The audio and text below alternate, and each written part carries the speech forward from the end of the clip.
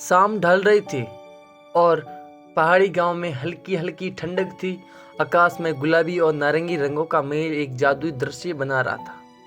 आरव जो शहर से छुट्टियों में गांव अपने आया था, अपने बचपन की यादों को ताजा करने के लिए पुराने रास्तों पर टहल रहा था। अचानक उसे एक परिचित सी हंसी सुनाई दी।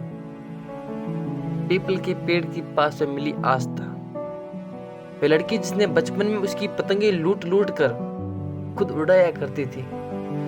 अब वे बड़ी हो गई और उसकी मासूमियत के साथ एक अनोखी चमक जुड़ गई थी।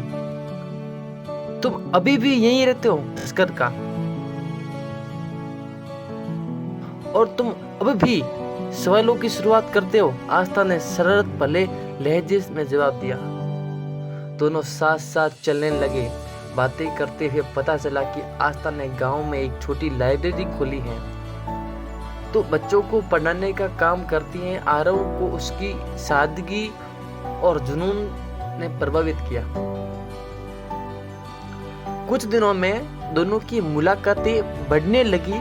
एक रात दोनों गांव के पास नदी किनारे पर बैठे थे। आस्था ने तारों की ओर इशारा करते हुए कहा, पता है, जब भी मैं इन तारों को देखती हूँ तो मुझे लगता है कि ये हर किसी के लिए कोई ना कोई कहानी लिख रहे हैं। तो हमारी कहानी क्या होगी? आरव ने उसकी आंखों में झांकते हुए पूछा। आस्था मुस्कुराई और बोली, हमारी कहानी तारों के नीचे लिखा कर एक वादा होगी।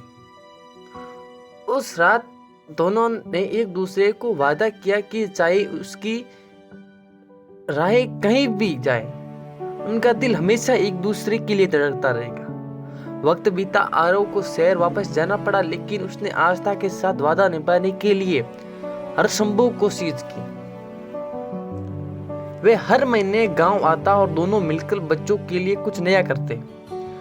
आखिरकार एक साल बाद वही पीपल के पेड़ के नीचे जहां उनकी पहली मुलाकात हुई थी, आरव ने आस्था की शादी के लिए प्रपोज किया और आस्था ने मुस्कुराते हुए कहा, मुझे पता था कि हमारी कहानी तारों के नीचे से जुड़ी हुई थी।